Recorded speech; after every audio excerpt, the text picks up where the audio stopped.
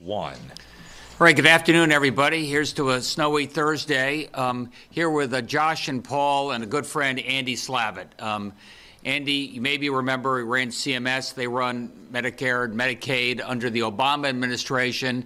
And he's back with President Biden helping to lead the COVID task force with Jeff Zients. And I'm going to give you an update just for a minute, and then I'm really hopeful that Andy can give us a little perspective about what he sees here in the Connecticut, our region, and across the country. As you can see from the charts, the numbers are all trending in the right direction. And I'm not sugarcoating. It's good news. We've done a lot of tests. Positivity rate, 2%, 2.5% over the last 7 days, a trend line that is continuing. Hospitalizations down, lots of capacity in our hospitals. I think you remember that was a key metric in terms of reopening. Fatalities, 20 too many, but we were at about 44 a day just in January. So even that lagging indicator is showing some good news. Here's the vaccine update very quickly. Josh always loves to see where we stand next to our peers. Number 3 in terms of the number of people we're getting vaccinated, making sure that we leave no vaccines on the shelf. In case you're competitive, that's Alaska and New Mexico have got a few more, higher percentage of their people vaccinated. We've got about 14% of folks in Connecticut have had at least their first vaccine. Laggards are, in terms of states, are Georgia and Tennessee. Texas, unfortunately, Texas is going to get hit now by the storm as well. If we have a 2.5% positivity rate, they're closer to 14%. Positivity. That's the number of people we have vaccinated. A lot of our 65 or 75 and above, that's slowing a little bit. We're going to have to work hard to make sure the rest of that cohort gets vaccinated, 68%. 65 to 74, which is the group we opened up about 10 days ago, that's going up pretty fast, 29%. And going to keep our foot on the accelerator, focusing on this age group. Why 65 and above? Because that's where 90% of the fatalities were. Managing the inventory to mitigate against weather disruptions. Look, there are disruptions. You look at Louisville. They're not used to snow there. Only 10% of the people were able to get in, and that's where the Moderna vaccine is distributed from. Fortunately, we've got almost all of our doses for this week, and so far, so good. No cancellations are anticipated, but time will tell and track this online. A little shout out to some of our champion cities in terms of getting people vaccinated. Marlborough, Durham, Essex, Old Saybrook, Bethlehem. They're all north of 25% of their populations have gotten at least their first vaccine, and hats off to them. We're working hard on our, our cities where the vaccination rate can be as low as, 6 or 7%, a lot less. Some of the underserved population is doing a better job of getting the vaccine to them with trusted advocates, giving them the confidence to get vaccinated. Josh was telling me that Bridgeport is stepping it up. We've got a reverse calling out to all those seniors, saying press 2 if you want to get vaccinated, make it easier for them to get vaccinated. These are all priorities we've got to do to make sure that all of our populations get vaccinated. But given 14% overall in some of our towns, double that percentage, probably in a week, I'd say we're going to be able to make some announcements in terms of essential workers, because you're going to find that within a week, a lot of our towns are getting closer to the capacity, that 65 and over group. We want to make sure that we can continue the flow of people getting vaccinated, even in those spots that are most likely to have people vaccinated. Okay, the vaccination is accelerating in terms of numbers of people vaccinated. You can see it started slower. The yellow graph is the first dose. The blue is the second dose. Blue is, catching up. If Andy Slavitt started around January 20th, I think you can see that purple line is trending up. That purple line is the 7-day average. And, gone from 15,000 to north of 20,000 And we're going to continue, hopefully, to hear that acceleration as time goes on. Andy can lend some insight into that. And finally, I just want to remind you that the vaccinations work. We were the first state in the country to get all of our folks in nursing homes vaccinated and a second vaccination. You know how hard we were hit and all of our neighboring states were hit in terms of complications and fatalities at our nursing home. We made a triple priority to make sure our residents and nurses got vaccinated there. And if the number peaked in and around January 5th in terms of the number of folks in nursing homes who were detected with the COVID virus, it has gone from 483 to 30 in a little over a month. And that's a reminder: A, get your vaccination; B, it works and it is safe. And it's no great cause for celebration, but we are continuing to cautiously reopen and give you a sense that people wearing the mask, keeping the distance, getting vaccinated does pay some rewards. We've modestly made some changes, as you know, in terms of plans for major events in, starting on March 19th, weddings, birthdays, and the such with the caterers. We'd like to say we can now add on some of the sports that were considered more high risk by CDC and CIAC. That's cheerleading and dance can now be allowed as long as you're wearing the mask. I think you're going to have, clear guidance. We'll be able to do other sports, certainly outdoor sports like lacrosse, give you guidance on that very soon. Look, I used to love watching my kids play hockey and basketball, and I know that's been sort of limited over the last few months. So I think we're going to lift that cap to some degree, still erring on the side of caution. 25% of capacity, or up to 200 people, so you have a better chance to watch your kid in youth athletic sports. Colleges are making their own determinations in terms of what those limits are going to be. And starting March 1st, very soon, interstate athletic competitions, so we'll see a little more of that going forward. But I wanted to keep this brief just because Andy's only here for about 20 minutes. Andy Slavitt's been on the job for a little over a month, helping out Jeff Zients, helping out the COVID team, a great friend for all the governors. I can tell you that on a personal basis. And Andy, what's your perspective on Connecticut, New England, and across the country? How are things changing?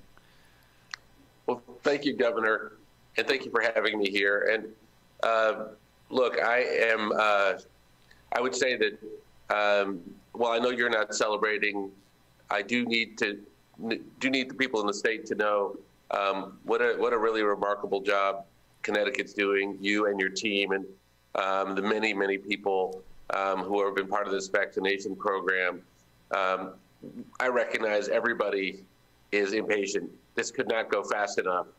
But with the partnership that we have, as we've been able to ramp up supply of vaccines, and I'll talk about that in a moment, it is clear to me that as soon as we can get more vaccines to Connecticut, Connecticut's going to get them into people's arms.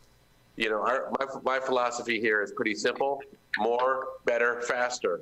We need to get you more vaccines, and we have increased the allotment by 58% since the date of our inauguration. Better, that means that we need to get vaccines not just to more people, but to people in communities of need. You referenced this, Governor, and I'm so appreciative that you did. But doing a great job getting racial and ethnic minorities, people who are working on the front lines, people who are at high risk, people in long-term care facilities, that's better. And faster, that just speaks for itself. So here, since we've gotten here, we saw three problems. One was there weren't enough vaccines purchased by the federal government. We took care of that under the president's direction. Two, there weren't enough vaccinators. We essentially have created more vaccinators by allowing retired doctors and nurses, as well as FEMA and the military to do vaccinations, and creating more vaccination sites by building mobile sites, by putting more into community clinics and into retail pharmacies, and really just doing more to give you visibility, because We will have a shortage for the next period of months. It won't last forever, but during that shortage, the thing we can't do is have people hoarding vaccines because they don't know when more will come. And so what we've done is we've said, we're going to promise you at least 3 weeks of visibility at all times, and we will only increase that amount of what we've committed and never go down. That way you can do the same thing with the people delivering vaccines. So we know everybody is anxious. We know people want these vaccines to come as soon as possible. And along with the state government in Connecticut, we are doing everything we can and pulling out every single stop to try to make that happen. So what are the choke points in the supply chain? As you pointed out, thankfully, our supply is up 58+% in the last month. What do you think we can do over the next month or two? Well, so look, our commitment is that by the end of March, we will have distributed, well, probably going into early April, if you take the time it takes to get into states, some 200 million vaccines. That's not counting anything from Johnson & Johnson, because even though you might say Johnson & Johnson's promising, and it is promising, the FDA is yet to meet on that. That'll happen in the course of the next week, so it could be even a little bit higher. But you know, that to give you a sense, we've done about 55 million vaccines across the country here in the middle of February. So we see a continued ramp and continuing to increase. These are massive processes. As you said, they're enormously effective vaccines, but they're also very, very safe. And so making sure that we don't rush the process, we just expedite it as much as possible and get through all of the things that need to happen, from the raw materials where we have seen choke points. We have used the Defense Production Act to create more supply, to the fill and finish facilities where we have made sure that lines have been extended.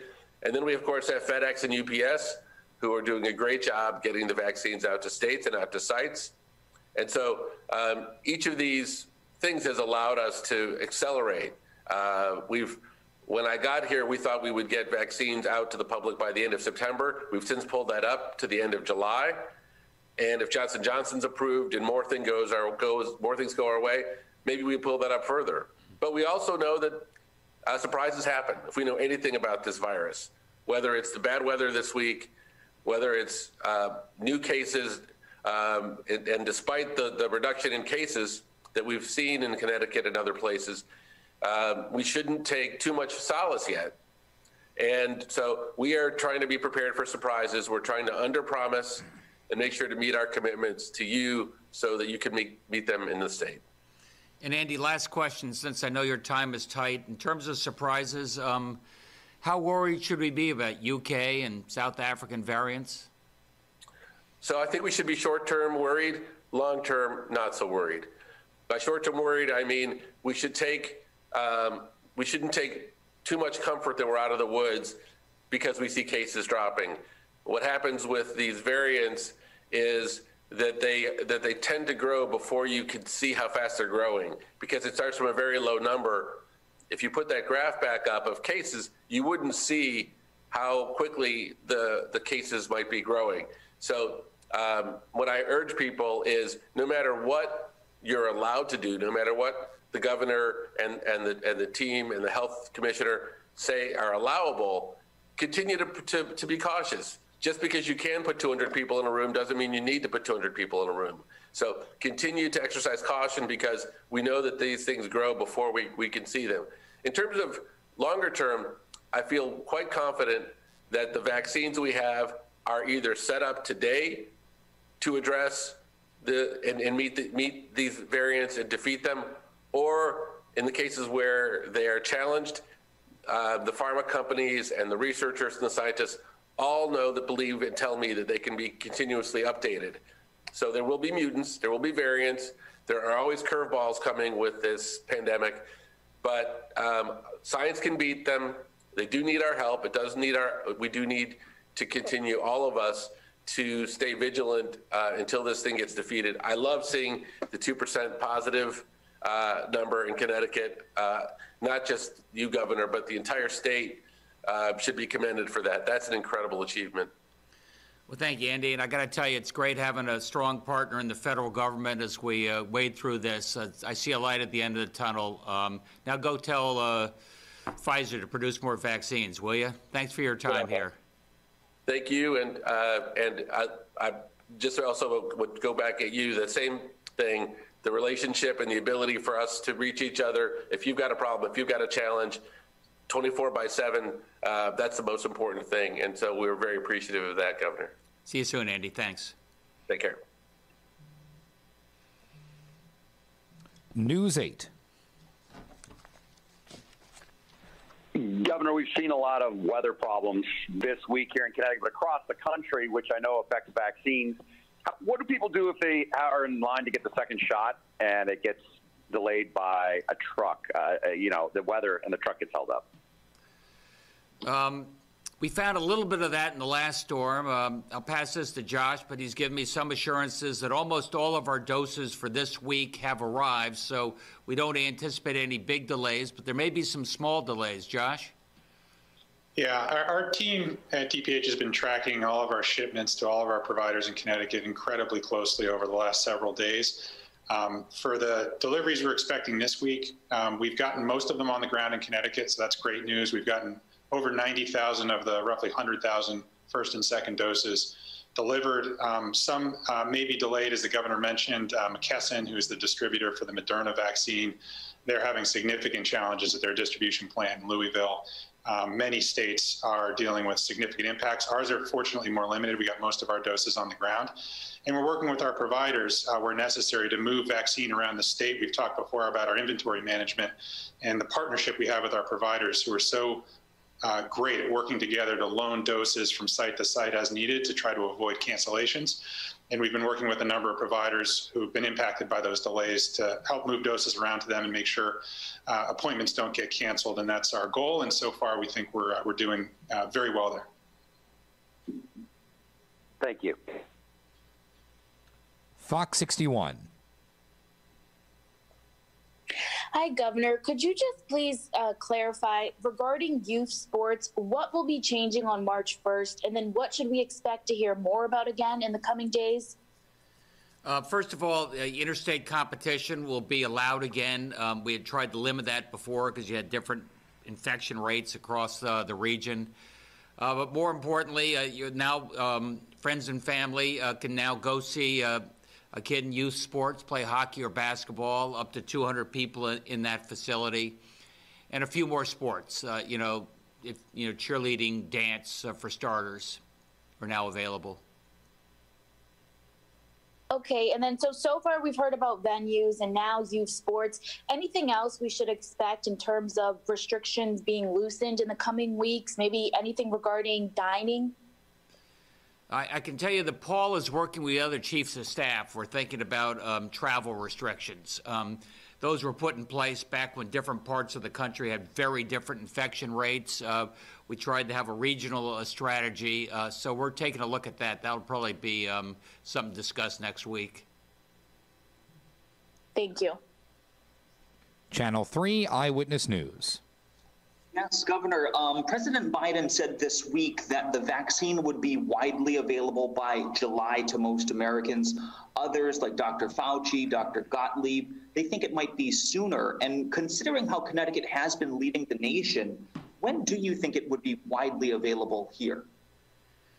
Well, I tried to pry Andy Slavitt on that a little bit because he's on the inside in terms of those negotiations. As you know, we've got 200 million doses on order from both, Moderna as well as Pfizer. Probably another 100 million coming on board from J&J. That'd be 500 million doses. That would get us a long way there. They're beginning to test on people 16 and under, so keep them in a separate cohort right now.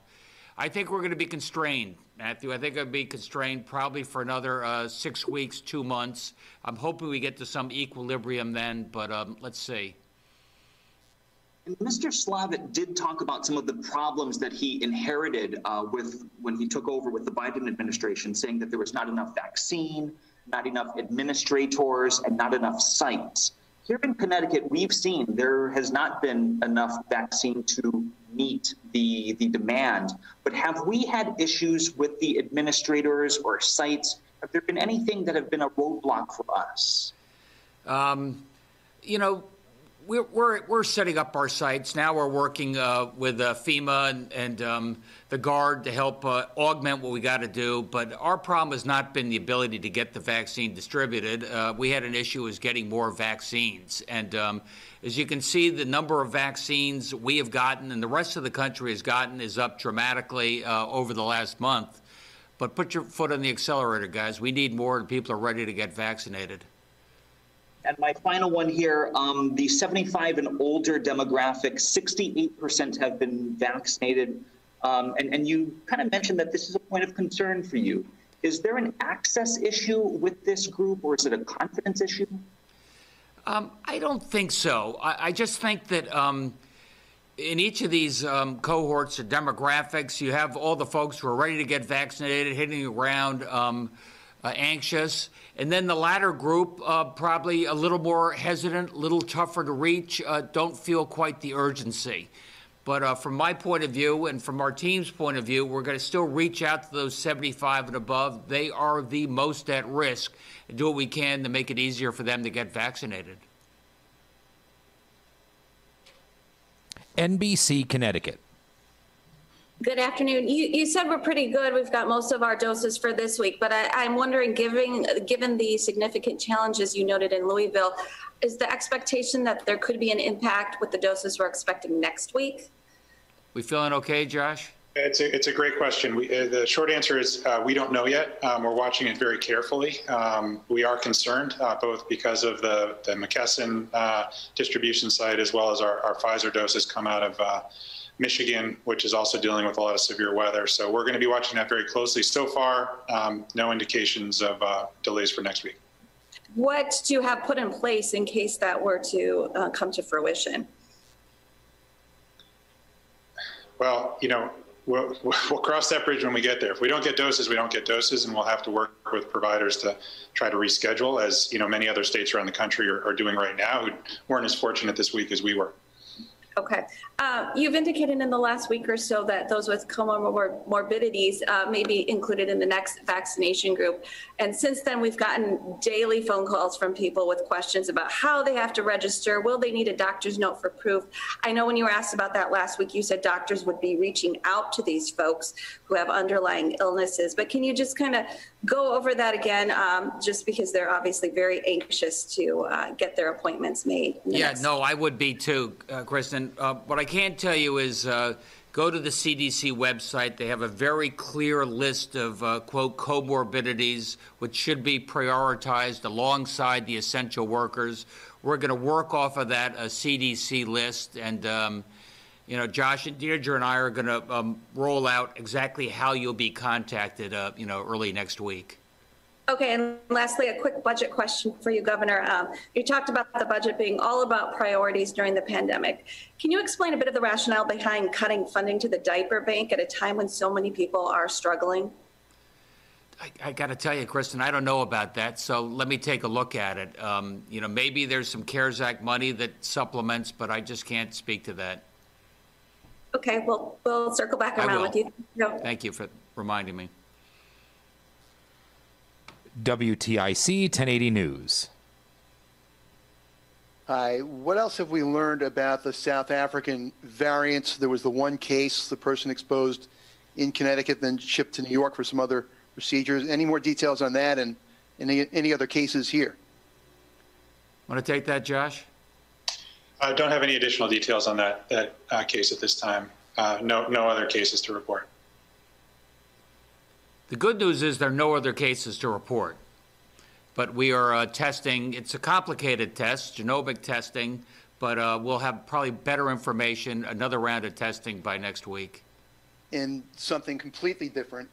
The Yard Goats released their schedule today, 60 home games starting in May. As you know, they sell out. What are you thinking those games are going to look like as far as in the crowd, and how many tickets are going to be available? Look, I'm a Yards Goats fan, and I'd like to think that there's a way we can get fans into the seats with appropriate distancing. I have no crystal ball in terms of where we are in the infection rate in May, but I am optimistic we'll have fans in the seats. The Associated Press. Thanks, Max. Good afternoon. Governor, you just mentioned that you guys are going to follow the CDC guidelines. There are two lists on their website. There's one of people that are at increased risk, and the other one are people that might be at increased risk. The people that are at increased risk include people who have cancer, diabetes. The other, though, includes people with asthma, cystic fibrosis. Are you talking about both lists or just the first one? Hey, Sue, give us a few more days to take a look at that. I know how anxious people are. I know CDC is sort of feeling their way on this as well. Obviously, those with the most acute risk should be prioritized. Seems logical to me anyway. And we're going to be working with the hospitals and the doctors and those that have a primary care physician to make sure they can reach out to people that are in that condition. But by the way, there are an awful lot of people in the underserved communities that don't necessarily have a doctor that they can rely upon. And it's going to be our obligation to reach out to them as well, especially those with pre-existing conditions, make sure they can get vaccinated. So that really hasn't been determined yet, then, which list you're working off of? Yeah, give us a few more days on that. Also, Massachusetts Governor Charlie Baker said today he's considering sending the National Guard to southern states to collect their shipments of vaccine. I'm guessing you're not doing that, but I wanted to run it by you. Haven't heard about that, Sue. Our Guard's pretty busy. Yeah, we were actually on the New England states were on the phone earlier today with some of our federal partners who are explaining the situation there. I'm not sure that that's going to do the trick. I think that there's a lot of work that needs to be done in the McKesson facilities to pick and pack the deliveries and get them on pallets and get them to the airports and so forth. So we were asking them and talking about anything we could possibly do, any help they needed, and they've got the federal resources all over it. Okay. And Josh, you had mentioned on Tuesday that the state will be one of the 100 sites, the federal sites for vaccinations in Bridgeport possibly, but you said you might have more information. I wonder if you had any more details on that, and also the federal government's plans to work with the qualified health centers. Sure. Well, FEMA was with members of our team in Bridgeport yesterday looking at our recommended site. It went well. I think we'll have announcements likely next week around that in terms of specific location. We also have applications in, as we mentioned before, to FEMA for smaller mobile teams as well that can go into smaller congregate settings and in communities, do smaller clinics. And then, yes, we were also talking with our federal partners about their federally qualified health center program.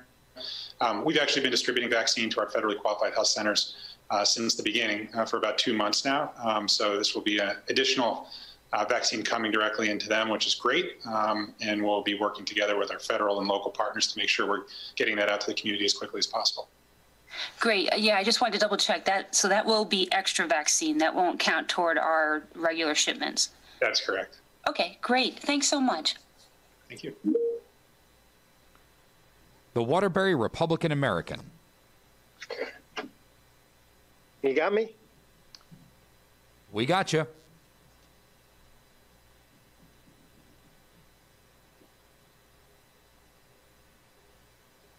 Paul, can you hear us?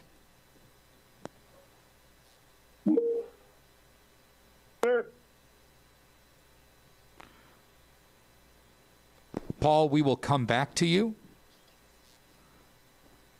Paul, we will come back to you later in the press conference.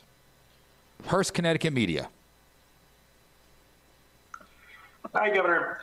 So I just want to clarify, the upcoming announcement next week, is that going to just involve essential workers, or are we going to hear more about those with medical conditions as well? Both, Peter. Thanks.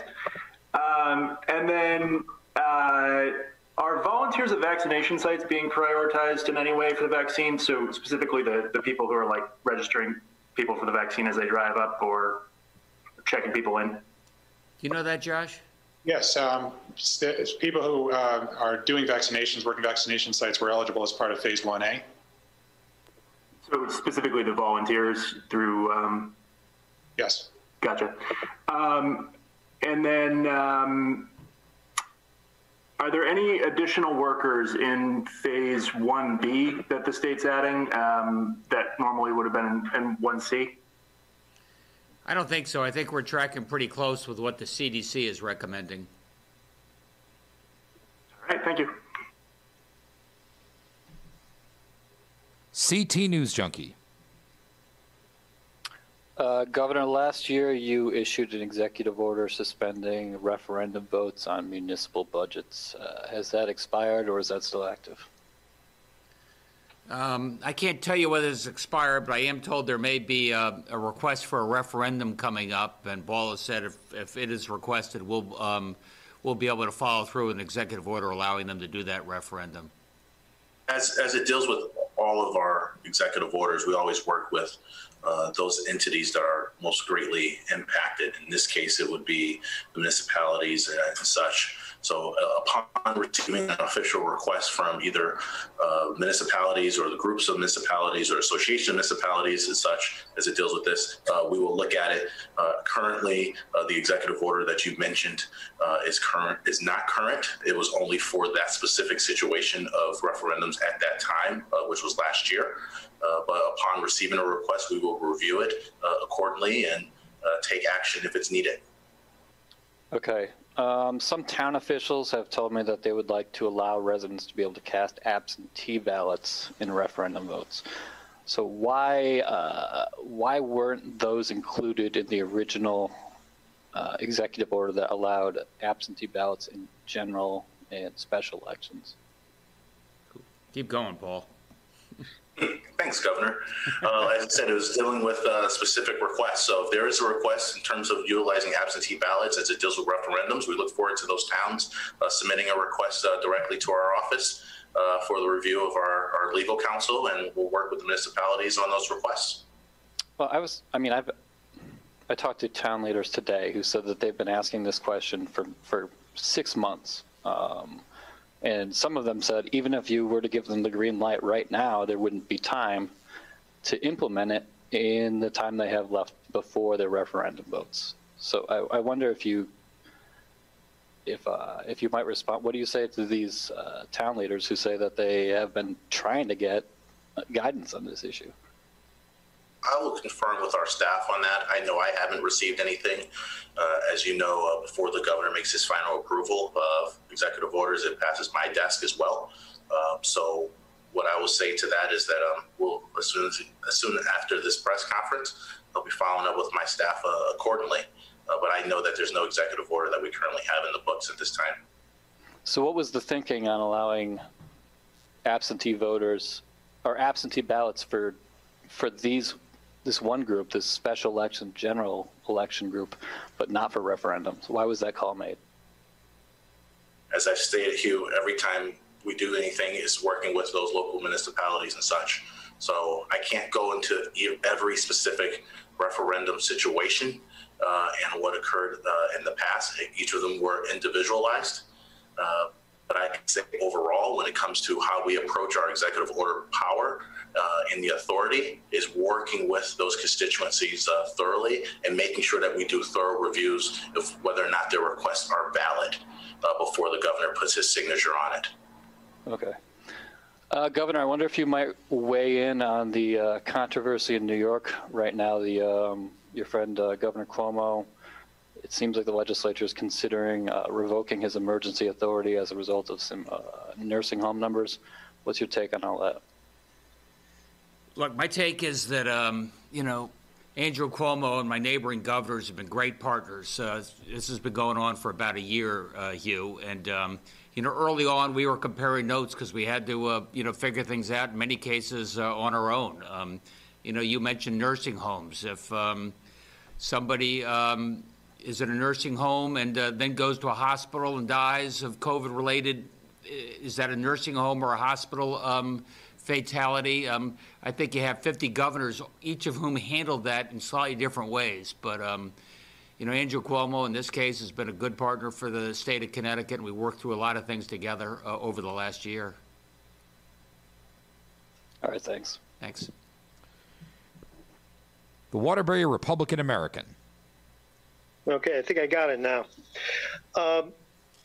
getting back to Sue's question on comorbidities, when will people get a list? When is this going to come out? Because you've said several times now that you're going to base it on the CDC list. Not all of them. You raised concerns about smoking a few weeks back. So when might people get some definitive list of conditions? Monday. Monday. Okay. And this might be a question for Josh. When we're looking at the percentages of the vaccination coverage for 65 and 75 the age groups, are you able to break out how many of those individuals in each age group were vaccinated in a nursing home or congregate setting versus how many are living out independently in the community? Because we're getting some calls and emails from readers who are 65 to 74-year-olds who are just having the same kind of problems or waits in getting appointments, and they're just sort of skeptical when they hear those statistics. Sure. Yeah. No, we do. So out of the almost 200,000 people who are 75 and above who've been vaccinated already, only about less than 20,000 of those are in nursing homes, so maybe 10% or so, to answer your question directly. But I think to your more general point that there are still people who are struggling to get appointments, and we certainly recognize that we acknowledged when we opened it up to 65 to 74-year-olds. That it would take several weeks. It's 350,000 people roughly in that age demographic in this state. And we're getting, 60, now going up to 70,000 first doses per week. So it was going to take some time for us to have enough vaccine in the state to get to everybody. So we appreciate that, some people are frustrated, still waiting for appointments. That's why we've got a little bit further to go before we're ready to get to the next phase. And I was also looking at the vaccine rates using the SDI. It looks like the latest report, there's 10% initiated vaccines in the 75 and above, 75% and above. It's about 15% for the rest. Fully vaccinated, about 5% for the 75% and above SVI, and it's about 7% for the rest. Are you satisfied that we're making progress in evening out the sort of gaps that we've seen emerge in this early rollout of these two groups out in the community? Well, I think we are making progress, but none of us are satisfied. I think we all are very clear that we have so much more work to do to make sure that vaccine is easily accessible to everyone who wants it, and that as many people want to take the vaccine when they are presented with the opportunity as possible in the state. So there, not a single meeting we have on vaccines in Connecticut doesn't include a focus on access and equity. It's going to be a long journey. We are making progress, but we have much more to do. And Governor, at the beginning, and this will be the last one for me, Governor, at the beginning, you mentioned that you were going to leave the, I think, the attendance limit for colleges up to colleges and universities. Could you sort of elaborate a little bit on what's the plan versus, sort of youth sports? The youth sports, Paul, as you know, we work with the CIAC. We said, given the much lower infection rates, we got the tournament season coming up. It's the end of the winter season. Wanted to make it a little easier for family, broader group to be able to go in and watch their kid play a sport and do that safely, wearing the masks, so 25% or 200. My understanding is the colleges all have sort of their own protocols, so they're going to, make up their minds in terms of what, if any, changes they want to make between now and the end of the winter season. Thereafter, it's spring, and we'll be outside, and I think a lot easier to watch a kid play. Yeah, I'll just add, Paul, before you go, I'll just add, when the governor says in terms of their protocols, they work with DPH to provide an overview of what they would like to do, and DPH provides them guidance on whether or not that proposal is something that they should move forward with or not. So, for example, the University of Connecticut Go Huskies at Campbell Pavilion, Dave Benedict and his team there have been working with DPH, watching what's going on with the metrics, watching going on in the region, understanding what teams are coming in, and they'll make a request if whether or not they would like to have fans or things of that sort of a certain capacity. And so it's a collaborative working effort between DPH and the colleges and the universities. At this time, as you know from watching the UConn games, there hasn't been capacity as it deals with individuals attending the games. They have had family and limited to family of players to be able to attend the games, but that's what the governor was explaining in terms of the colleges having their protocol.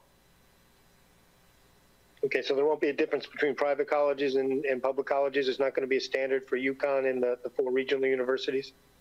We ask for each of those colleges and universities, while they're working off of what we have put as a broader overview, what we have for event spectators and events as such, to work directly with DPH as it deals with their situation. Okay, thanks very much. Sorry about the technical difficulties earlier. The Hartford Courant. Hey everybody, this is Emily Brindley from The Current. I'm also having my internet go in and out, so just let me know if you can't hear me or if I break up at any point. First question, Governor, I just wanted to clarify about the rollout to frontline essential workers and people with underlying conditions. I know that there had been some talk at one point about tiering that group, since it is going to be a fairly large group. Is that still on the table, or is that eligibility just going to be open to both of those groups completely at the same time? We're going to be discussing this over the weekend. Look, Emily, here's the trade-off. You don't want so many people all suddenly with the option of getting the vaccine at the same time that you have some of the, crowds that you've seen in other situations, and people being put off to get their vaccination appointment for, weeks or months on end. By the same token, I think Josh has convinced me that the group of essential workers is pretty narrow. Maybe it's 325,000 or so. We were able to handle that with the similar cohort for the 65 to 75-year-old and able to manage that pretty well over the course of a few weeks. So that plus the number of vaccines we get over the next couple of weeks will determine. But I think all the essential workers will have the doors open to them, I'd say within 10 days, 2 weeks. And that applies to people with underlying conditions as well, right? Just to be clear.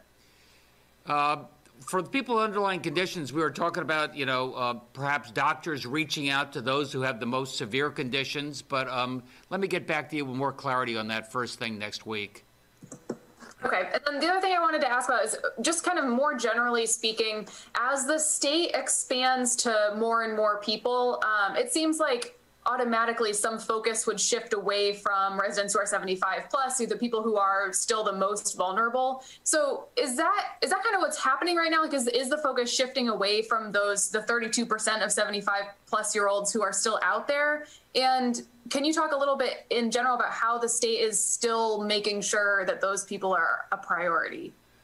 Well, I'll start with this. I mean, I can tell you where our focus is not shifting away from. That's underserved populations that are the ones least likely to get vaccinated, either due to access, either due to hesitancy, making sure that we continue to be very proactive in reaching out to those communities. When it comes to, say, 75 and above, if there's 20 or 30% of them that haven't gotten vaccinated, we'll work with our healthcare providers to see if there are better ways that we can reach out to them, because they should be a priority. They're the most at risk. And I know that before 75 plus year olds became eligible, the thinking was that that group would probably have a high percentage of vaccinations similar to what we saw among nursing home residents. So because we're only at 68% right now, and it seems to be slowing a bit, do you have any concern about the entire population getting to 80% vaccination rates that we need for herd immunity? Right now, I think, Emily, the trend lines are pretty good. I mean, as you heard me say before, 30% of the nurses, the nursing homes and, the hospitals were only 30% wanted to get vaccinated in the first round. A few weeks later, it was up to 60 and 70%. We have more friends or friends of friends that get vaccinated. They feel pretty good. They feel more confident.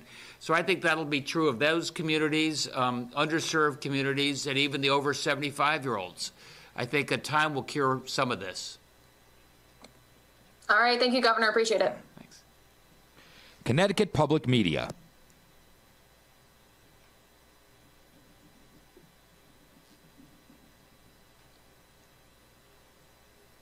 The Day of New London.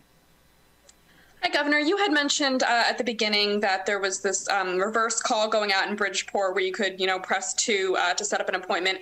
Is that just for Bridgeport? And if so, is that something you're looking at expanding to other cities and underserved communities?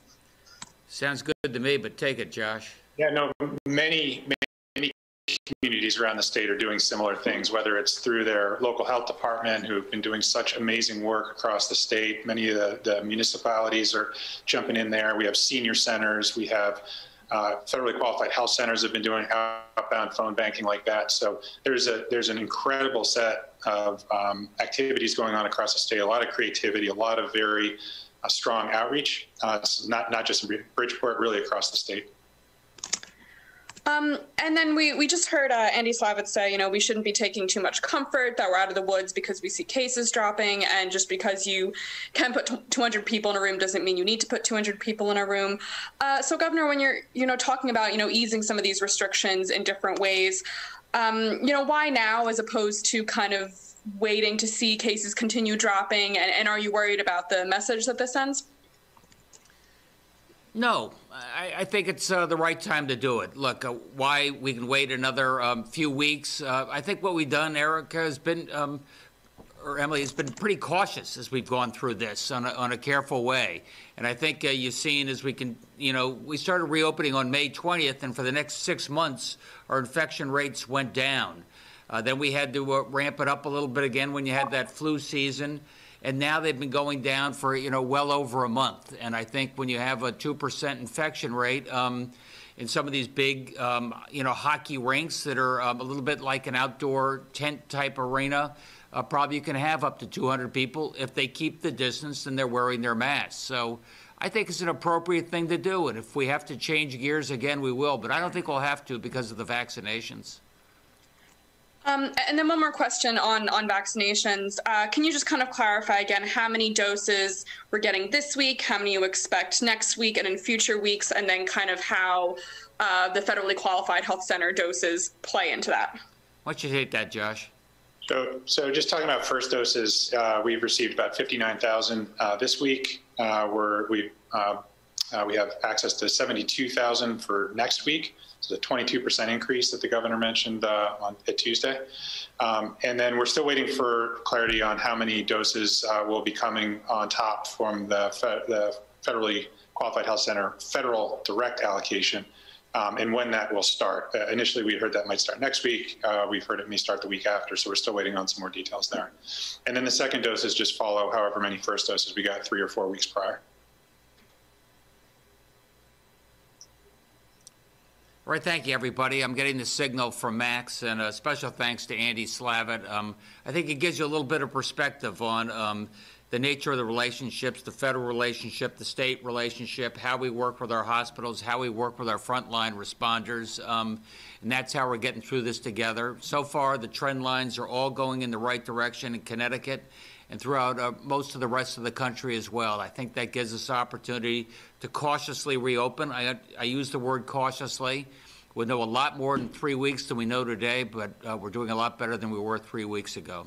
Thanks, everybody.